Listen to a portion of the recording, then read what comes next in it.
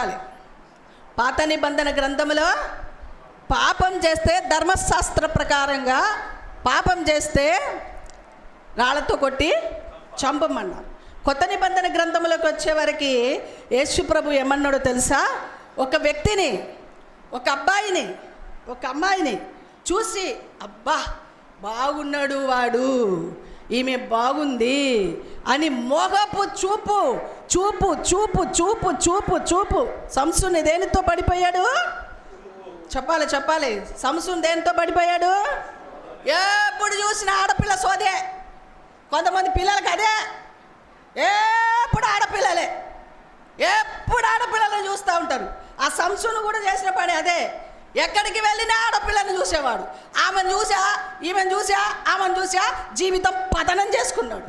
ఈరోజు కూడా చూపు, ఒక్క చూపులో 80%